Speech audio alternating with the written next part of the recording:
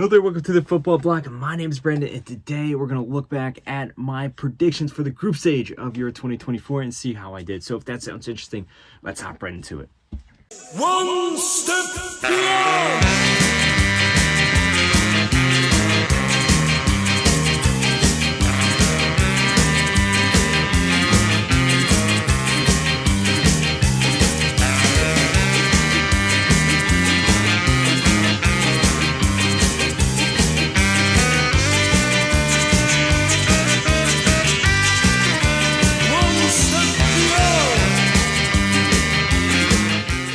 So the group stage of Euro 2024 has come to an end. There has been some teams that have been sent home. The rest of the teams have moved on to the knockout rounds, but let's take a look back at the group stage, how all the teams have lined up here, and see how my predictions went. I got some pretty good and I got some terribly wrong. As usual, it's always a mixed bag. So without further ado, let's start off with Group A. Now, the official results here was Germany in first place, Switzerland, Hungary, and Scotland in that order. It all came down to the wire on the last day. Germany obviously was very strong in their first two games, but they went into the last game with a little bit of maybe fatigue and maybe a little bit of arrogance. They were down 1-0 to Switzerland at one point. Switzerland was about to top the group, but then Füllkrug scored a very nice header to tie it up 1-1, putting Germany on top with 7 points. And then Hungary and Scotland played out a very, very tight match, which could have gone either way. Both of these teams absolutely needed to win to have any chance of advancing. Hungary got the win at the death there with a really nice, well put together goal.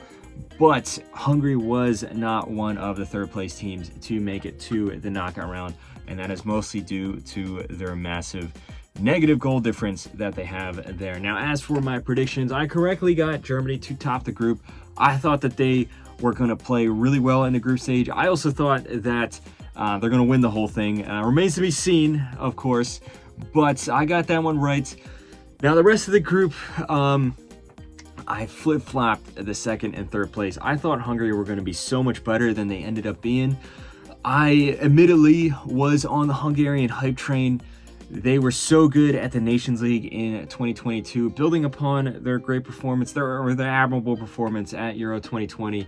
They carried that into the Nations League in 2023. I thought, the first time that we're seeing them in a major tournament with all this expectations, it was going to turn out pretty well for them. It did not. I think actually those expectations is what got to them for the most part there. And Switzerland is always a team that plays well. I just didn't think that they were going to play up to this level. They've been better than my expectations.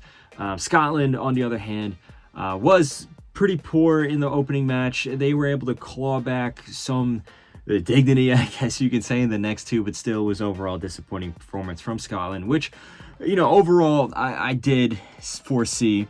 Now let's move on to Group B, and this was the group of death. This was an amazing group to watch. There were so many good games here.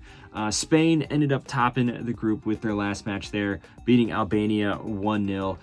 It was a pretty professional win there. Spain played all their bench players, but they still outplayed Albania. Not that it was an easy game. Albania still showed up like they did in all three of their matches here. Now, the other match that in this group, was crazy. That was Italy versus Croatia. That was a match that was very, very close. I actually think this was the best that Croatia played in this whole tournament. And for moments of the game, they were the better team.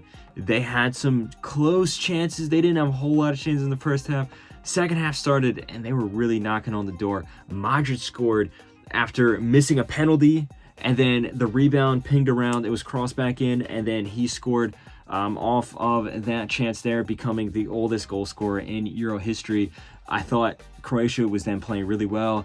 Italy had no attacking threat going forward, and then out of nowhere, in literally the last minute of the game, Zaccagni came off the bench and scored a very nice one-touch curler past Livakovic and saving Italy, bumping them back up to second place and eliminating Croatia because, yes, they did finish third, but they're on 2 points with a -3 goal difference there. That draw with Albania really killed their chances. They were winning at one point. I think overall, Spain has been the best team in this tournament, considering that they are the only team that has a perfect record. But Italy finishing in second is a slight bit of a surprise, considering that for the most part of their last game, I really thought it was going to be Croatia, considering how well they played. But overall, I think it is fair that they topped Croatia, considering how poor the Croats were in their opening game, at least defensively, against Spain. And Albania, it is a shame to see them finish last, but they are the least talented of the 4 teams here. As for my predictions, I got Spain finishing top there. I didn't expect them to play this well, but I did expect them to be the most consistent team in the group. I also had Albania finishing 4th. I think everyone did. I did get the middle 2 wrong. I thought that Croatia was going to finish 2nd, and admittedly, they were in that spot for majority of their last game there, but Croatia has been extremely disappointing overall this tournament. I did not foresee that at all. I actually had them going as far as the semifinals. Obviously, that is not going to happen this tournament. Next group we have up here is Group C, with England, Denmark, Slovenia, and Serbia. On the last day of the group stage, all these teams played out 2 0-0 draws. One was actually pretty interesting, and that was the Serbia versus Denmark match. The other one was probably the worst game of the tournament, that being England tying Slovenia 0-0. Both of those matches basically shored up the group there. Serbia absolutely needed that win, but they were unfortunately unable to do so.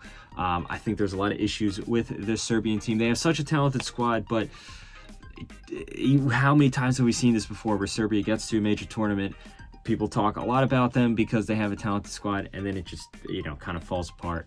Slovenia is a team that I think played above where they are in terms of their talent that they have on the field. I did expect them to do well, and they did just enough here. At times, they played really well. They have always been a tough opponent to play against throughout this tournament.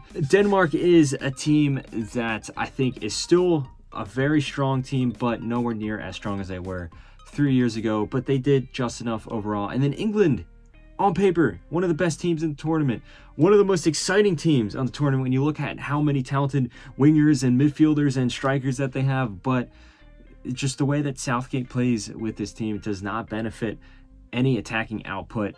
And while England has topped the group, it has overall been extremely dull from them overall.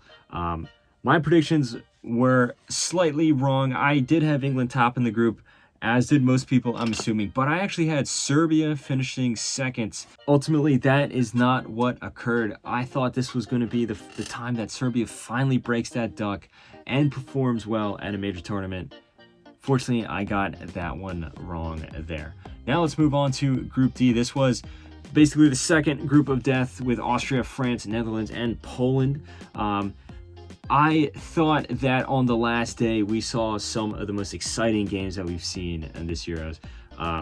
France tying Poland was a very good game, especially considering that Poland was already eliminated. They didn't really have much to play for, but they were playing for their dignity. They, at times, were the better team. I thought that this was yet another slightly disappointing performance from France. The goalkeeper for Poland had such an amazing game. They're denying France multiple times, but then also up top, Lewandowski showed up finally for Poland at this Euros. He had injuries, and then he was coming off some poor form in the second game, but he showed up here with a really good performance and a goal to tie it up 1-1 and deny France top in the group. And then the Netherlands fell short against Austria, and that's two ways to look at it. Of course, you can say the Netherlands were super disappointing, but on the other hand, you have to give credit to Austria. They have been playing really, really well throughout this tournament. They have momentum on their side after their great win over Poland in the last game. The way that this team plays in transition, how quick they are, is fascinating to see. Very, very fun to watch. And because of that, Austria top the group, France in second, Netherlands in third, but Netherlands do go through to the knockout stage still, and then Poland, unfortunately, at fourth. As for my predictions, I thought that the Netherlands would top the group, France would be in second, Austria would be in third, and then they will go through to the knockout rounds. I did expect Austria to play well, and I did expect them to surprise many, but I didn't expect them to be this good and to be this surprising. I also did not foresee France and the Netherlands being this disappointing. I did think that France didn't show enough to be the favorites, but I didn't think that they'd be struggling to finish like second in their group, essentially. And the Netherlands, what a huge drop-off from what many expected of them in this tournament here. Now let's move on to Group E. We have Romania, Belgium, Slovakia, Ukraine. This was a group that ended up very, very interestingly so on the last day. We had Belgium going up against Ukraine and Slovakia going up against Romania. All of these teams drew their games here, leading to a situation where all teams in this group, all 4 teams, are on 4 points. That has never happened before in Euros history. And it gets even more confusing when you consider the fact that, in the Euros, a third-place team can go through with the format with the 24 teams. And overall, not just on the last match day, this was a very crazy group. Started off with Slovakia beating Belgium out of nowhere, Romania smashing Ukraine, but then Ukrainian clawing back a win, Belgium then beating Romania. It was a very, very fun group to watch. The major takeaways, though, was Belgium was very, very disappointing, especially defensively. They're extremely poor defensively, and they also weren't clinical up top as well. Romania has been one of the surprise teams of this tournament. Yes, they did lose to Belgium, but that was a game that they had a whole bunch of chances in. Any other given day, they would have put at least one of those in the back of the net. And of course, you can't forget how amazing they were in the opening day there. Even though Romania is a team that doesn't have the strongest squad on paper, they are a team that loves to play attractive, free-flowing, and very fun to watch football. We all love to see it, of course. I think they were actually very deserving of topping this group. And then Belgium did just enough to squeak into second. You do have to feel for Ukraine because, while they were the worst team in this group, it's not like they were awful. They didn't get completely smashed in all of their games here. As for my predictions, I got this one completely wrong. I thought that despite the fact that we're seeing the tail end of this Belgian golden generation, I thought that they would still pretty comfortably top the group, because if you look at this just on paper, Belgium is the best team by far. And then I thought Ukraine, I thought they had a really good team put together. All the stars that they have, also just this strong team mentality. I thought they would comfortably finish second, with Slovakia in third, and then Romania in last. I couldn't have been farther from the truth. I got every single spot here wrong, with the exception of Slovakia in third. But let's move on to the last group here. We have Portugal, Turkey, Georgia, and Czechia. And on the last day, we did have some interesting results. Georgia, the debutantes of this tournament, the lowest ranked team in this tournament in terms of the FIFA ranking, and probably in terms of their player quality, probably the weakest team at this tournament there. They came away with a very hard-fought and very deserved 2-0 win over Portugal. Now, granted, Portugal already qualified. They didn't necessarily need to win this game. They're only playing half their starters, but still, you would expect them to try and show out and win this game at least, or at least tie it to keep up the momentum. But I thought that they played really poor in this game. Georgia was by far the better team. They played very smart.